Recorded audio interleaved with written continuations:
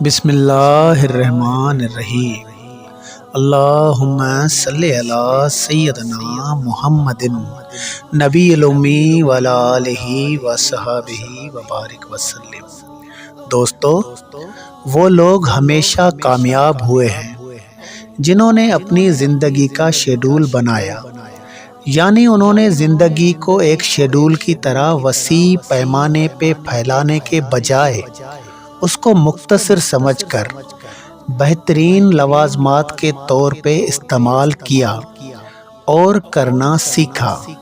اگر یہ بات آپ کی سمجھ میں بیٹھ گئی تو آپ بڑے نقصان سے محفوظ رہیں گے، کیونکہ آپ کو ایک طریقہ مل جائے گا۔ یہ اور بات ہے کہ آپ کو طریقہ بتانے والی شخصیت سے سیکھنا چاہیے۔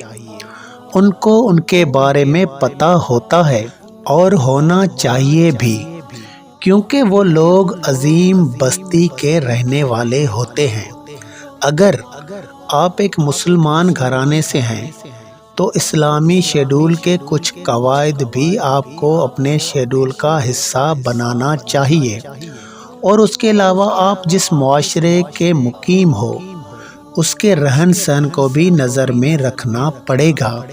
اپنے رشتہ داروں کے رویے اور دوستوں کے روابط اچھی طرح سے سمجھ کر اپنے شیڈول کا جائزہ لینا پڑے گا۔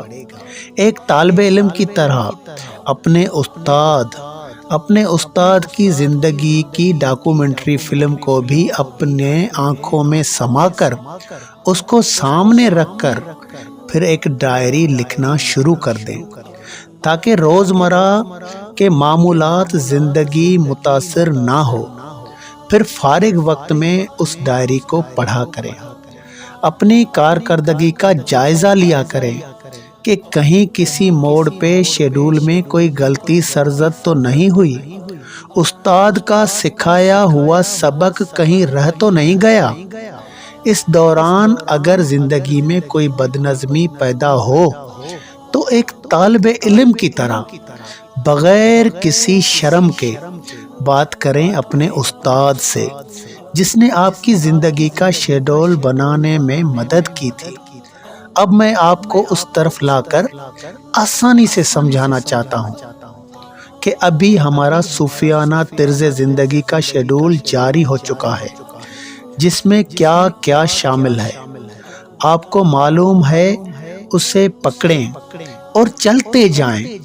جہاں ہمارا اسٹاپ ہے یقیناً وہ محبت محمدی صلی اللہ علیہ وآلہ وسلم ہے۔ درود شریف پڑھنا ہماری زندگی کا شیڈول میں اہم جز کی ماند رچا بسا ہوا ہے۔ اللہ تعالی ہم سب کو ایسی زندگی عطا فرمائے، آمین۔